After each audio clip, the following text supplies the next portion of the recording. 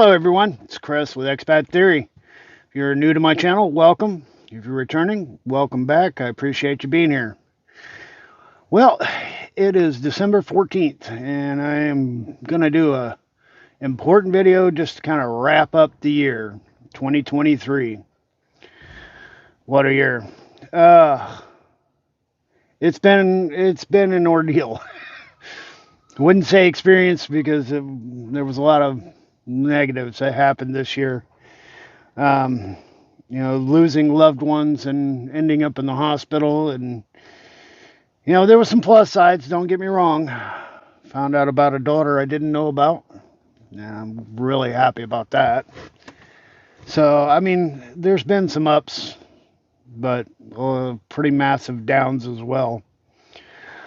Overall, though, I got to say it was a profitable year. I made good money, slightly more than my last year.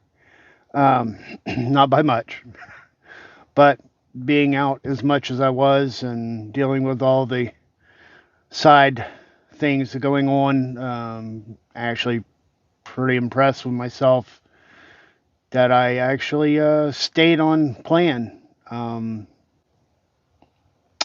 I I had a different idea. I had a couple of different ideas on my savings plan.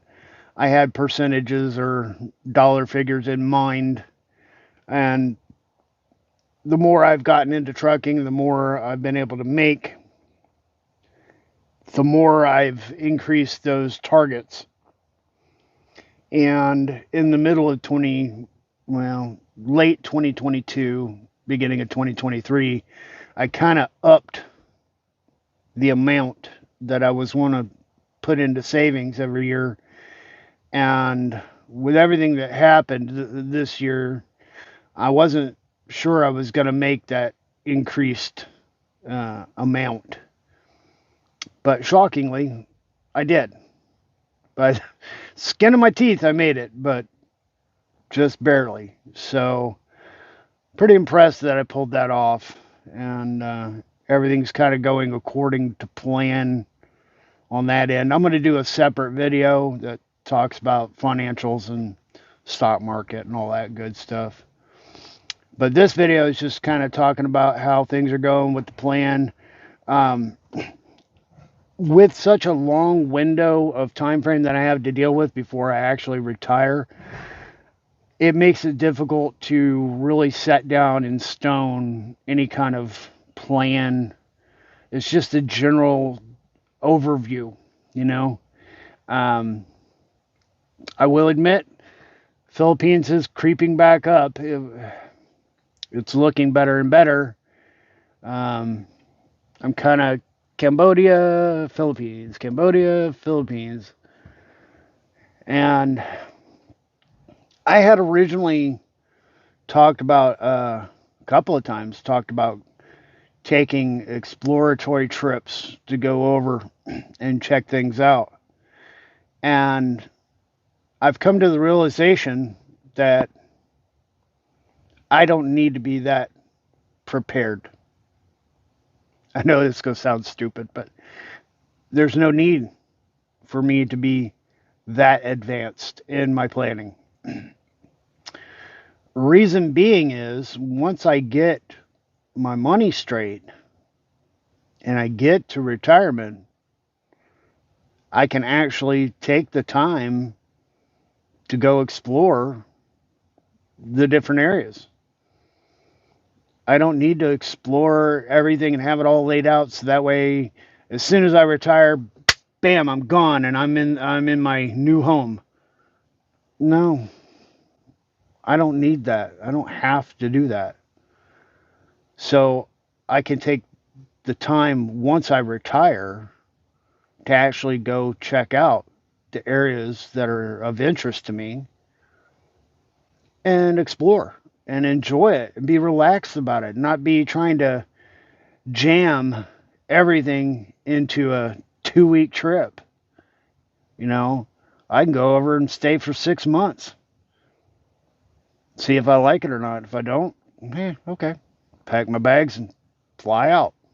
I don't, it'll be a much more relaxed situation, and I'll have much more time to actually really delve into where do I want to be. And I get the enjoyment of the travel while I'm there. It just, I don't have to have shake and bake, ready to go plan the day I retire. And the upside to waiting, putting that off, is that I'm not spending the money and I'm not losing the time from work to go take these exploratory trips. So, in the end, that increases the money that I can actually put into my retirement. Because it's not cheap to go flying over there and then flying back, and the hotels, the food, the travel, you know, it adds up. Even if it's just a couple grand, that's still a couple of grand that I could have been shoving into a dividend stock that's going to be paying me monthly. So mathematically, it really doesn't make a lot of sense to lose money to take a trip when I could just do it later, when I'm already retired and have the funding in place. So there's a bit of a shift in my planning. I've been asked a couple of questions about, what's going on. The trucking industry right now is kind of facing a little bit of a issue. None of the companies want to pay good rates for the loads. Trucking industry is a little bit flooded with drivers, and they're always talking about there's a driver shortage. There will always be a driver shortage in one particular sense. It's such a high turnover business that they're always going to need new people. But the loads, there's lots of loads out there, but nobody wants to pay nothing. So a lot of companies don't even want to look at loads that are not profitable. They'll leave that for the up and coming companies that are just trying to make it. They'll take stuff at a lower rate just to get by. As where the bigger companies, they have to have a certain level of profitability before it's even worthwhile for them to touch it. So it's been a fluctuation. Last year, pay rates for drivers went up. This year, it's kind of leveled off and or dropped in some places. In some companies, it went up to like 60 cents a mile. Some places are doing 65, and then, for experienced drivers. And a lot of the new drivers are getting less than that. And of course, they'll bring in the new drivers, run them ragged just to move as much freight as possible at the cheaper rate of pay than us guys who've been out here for a little while. Because I'm making a few cents more than they are. So it's cheaper to give it to the new guy, even though it burns him out and he quits. They take advantage of the situation, get as much moved as possible, make as much profit as possible. They keep me running too. I can't complain. GP's done their job. They've given me enough miles to be profitable. I've made just a little bit more this year than I did last year, even being out for 5 weeks. And I didn't even start until a week late. So technically I missed 6 weeks of pay and still made just a tiny bit more. So if I'd have worked those other 6 weeks, it'd have been a fairly good chunk more money-wise than last year. So I can't complain. Got this brand new truck. It was 2023, had 72 miles on it when they gave it to me. 117.5 now. I'm not even done for the year. So yeah, that'll be 120 plus for the year. Yeah, put a lot of miles in. 160 something loads that I've moved, even with the complications. So I've done my job. I have no doubt I've outperformed many of my coworkers, and both in pay and in miles and loads moved. So I feel good about I feel good about what I've done this year, and looking forward to next year being the same. Hopefully, you never know. The economy and everything. You can't really plan it out well. You never know what's coming your way. But all in all, things are going quite well. I'm actually hitting my targets financially. The idea and planning, come 2020, I'm sorry, 2030. Here's the trick, though, about 2030. From my understanding, I have to dig a little more to make sure, but my understanding is you have to be 62 and a half to actually put in for Social Security. So that puts me in the later part of 2030. And I will probably start doing my research on what I need to do really close to that time frame. Um, there won't be any real rush for me to get out of here. I don't have to be in a hurry. I don't have to rush anything. I can start, you know, around my birthday time, and those last 6 months before I can actually claim benefits, I'll spend figuring out what I got to do to get there. And then I'll at 62 and a half, I might, and being the later part of the year, I might just go ahead and retire, but stay here throughout the end of the year and spend the holidays here with the family. And then come January 2031, maybe when I actually roll out of the country. I haven't decided. I mean, there's so much time between now and then. I don't have to be pressured into making that kind of decision, so I'm not. And but just fluidly knowing 2030 is the year when all the changes come about and I actually hit retirement. So I may pull the idea of just leave from here, go to Cambodia first, and check out Phnom Penh, stay there for a while, see if I like it. Um, Maybe run over to Cebu in the Philippines and check it out, compare the two. You know, um, all I got to do basically is set up a base where I'm going to be staying most of the time, because I'm going to be doing travel and checking out stuff anyway. So, once I have my base established, then I'll take trips and I'll go to Vietnam and Thailand and, Malaysia and check things out. Who knows? I might find some place in Thailand that I just absolutely love. You know, might go to Chiang Mai and decide that I just absolutely love it there and decide to stay there. I don't know. I don't know what the future holds. The whole idea and concept for this Expat Theory channel is just the plan on how to get there, and the changing from working in a dead end retail job to completely changing my life, moving into trucking, making some actual money, building funds and cash, and getting myself straight for retirement time, and then getting there.